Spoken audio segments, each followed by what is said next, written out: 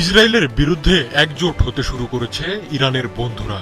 Israel যখন ইরানি মিসাইলের আঘাতে বিপর্যস্ত, তখন নেতানিয়াহুর জন্য আরেক হুমকি দেখা দিল উত্তর কোরিয়ায়। নিজেদের আকাশে ব্যালিস্টিক মিসাইল উড়িয়ে কিম জং উন জানিয়ে দিলেন ইরান একা নয়। ওদিকে সম্ভাব্য যুদ্ধ পরিস্থিতির জন্য সর্বাত্মক প্রস্তুতি নিতে শুরু করেছে তুরস্ক। আর শক্তিশালী রাশিয়া হুঁশিয়ারি দিয়ে বলেছে, আমেরিকা ইসরায়েলের পাশে দাঁড়িয়ে ইরানে হামলা চালালে তার ফল হবে ভয়াবহ। এর মধ্যে শোনা যাচ্ছে ইরানকে চীনের সামরিক সহায়তার কথা।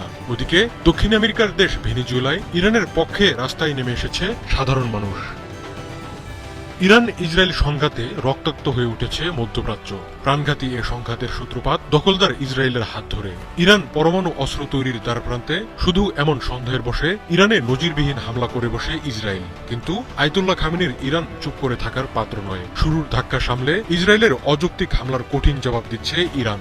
ইরানি মিসাইলের আঘাতে নাকানি চোবানি খাওয়া ইসরায়েল একা না পেরে যুদ্ধে ডাকছে আমেরিকাকে। যদিও আমেরিকা শুরু থেকেই ইরানে হামলায় ইসরায়েলকে মদদ দিয়ে যাচ্ছে। এর মধ্যে তৈরি হয়েছে মার্কিন বাহিনীর সরাসরি যুদ্ধে নেমে পড়ার সম্ভাবনা। এমন পরিস্থিতিতে চুপ করে নেই ইরানের বন্ধুরা। একে একে ইরানের পক্ষে নিজেদের অবস্থান জানান দিতে শুরু করেছে তারা।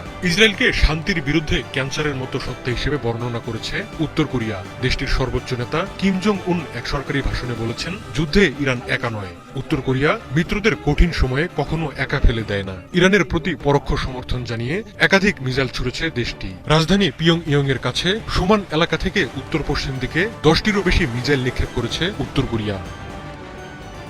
এদিকে শোনা যাচ্ছে ইরানকে সামরিক সহায়তা দিচ্ছে শি জিনপিং এর চীন। 5টি বোয়িং 747 বিমান চীন থেকে উড়ে ইরানের দিকে গেছে। বিমান চলাচল নজরদারি সংস্থা ফ্লাইট রাডার 24 এর বরাত দিয়ে এমনটাই জানিয়েছে মার্কিন সংবাদ মাধ্যম ফক্স নিউজ। প্রতিবেদন অনুযায়ী বিমানগুলো উত্তর চীন থেকে উড়ে কাজাকিস্তানের দিকে যায়, তারপর দক্ষিণে বাঁক নিয়ে উজবেকিস্তান ও তুর্কমেনিস্তান পৌঁছায়। সে সময় বিমানগুলোর অভিমুখ ছিল ইরানের দিকে। তারপর অবশ্য রাডারে সেগুলোর গতিবিধি ধরা পড়েনি। বিশ্লেষকদের ধারণা, ইরানে বিমান পাঠিয়ে তেহরানের পাশে দাঁড়ানোর বার্তা দিয়েছেন শি জিনপিং।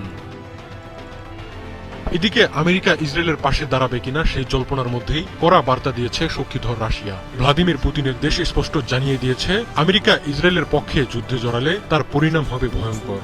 ইরানের পক্ষে জোরালো অবস্থান নিয়েছে এরদোয়ানের তুরস্ক। ওদিকে ইরানের পক্ষে রাস্তায় নেমে এসেছে ভেনেজুয়েলার সাধারণ মানুষ।